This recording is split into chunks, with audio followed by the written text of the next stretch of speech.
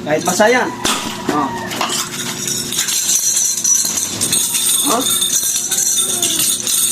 Basa yan guys, diba? Oh, di naman nalaglag oh.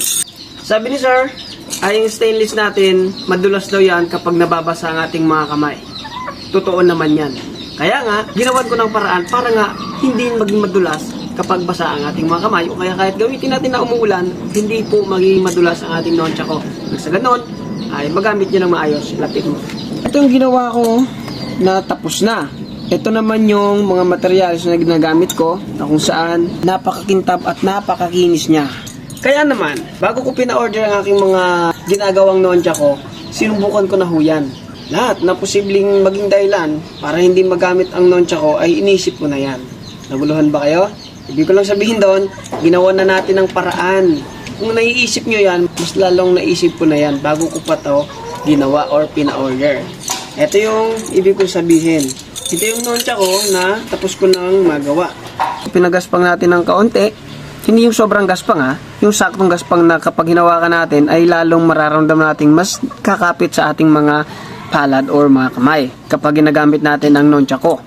At syempre, yun ang purpose ko para magamit nyo ng maayos. Nagti-training man kayo o kaya naman ay nagpe-perform kayo. Yun ang purpose ko nito, kaya ako naman tinatanggal ang pagkakintab ng ating stainless. No? At ito yung ginawa natin ngayon na kung saan kahit basain nyo yan, halika, pakita natin. Stainless yan, madulas daw. Syempre, madulas po yan.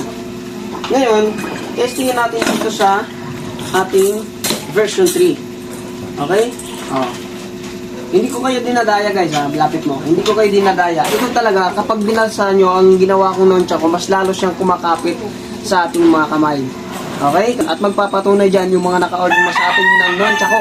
O pa-comment naman guys na itong ginagawa natin nonchako ay hindi po siyang madulas sa kamay kahit mabasa. Hindi, makapit po siya. Oh.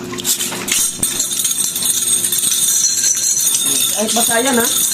Basa pa yan. Hindi kayo mag-aalala na baka tumalbong or mapunta kung saan or mabitawan natin ang nonchako. Kahit basa yan. Oh. Oh. Basa yan guys. Diba? Oh, hindi naman nalalaglag oh. Oh. Hindi nalalaglag. Okay? Kasi nga, tulad ng sinabi ko, bago nyo paisipin yan, nauna na po ako sa inyong mag-isip niyan. So, ginawan ko na ng paraan. Kaya makakasiguro kayo na ang inyong mga nonchako na ma-order sa akin ay hindi masasayang at hindi ito dumudulas sa kamay. Kundi, kumakapit ito.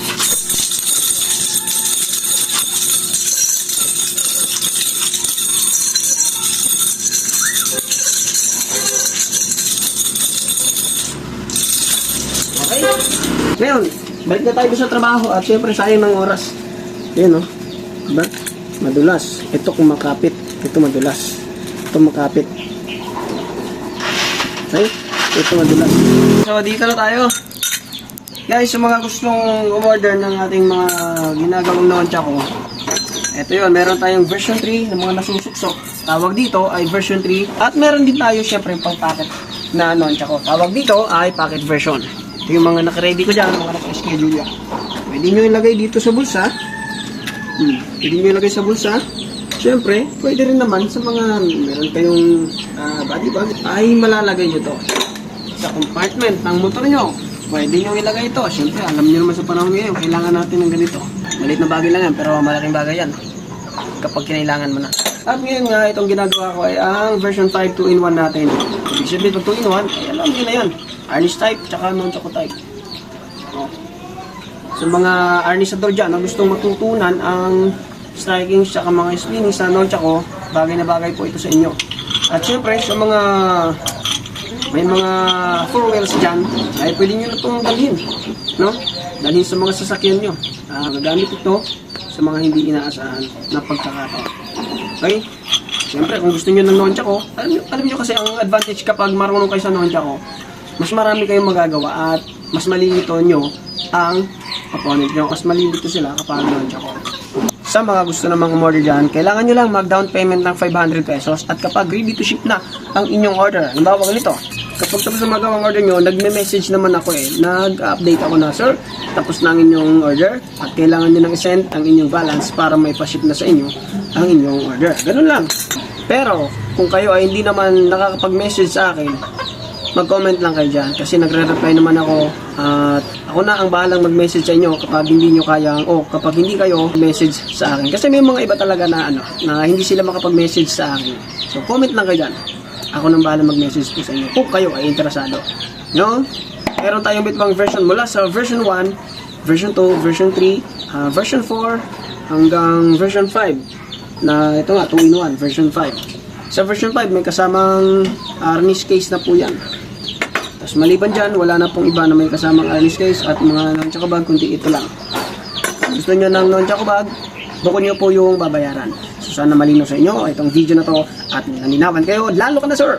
Sana ay naging malinaw sa iyo na ang ating ginagawang nunchaku ay hindi po yan basta-basta katulad ng sinabi nyo na madulas. Okay, so ginawan ko na po ng paraan.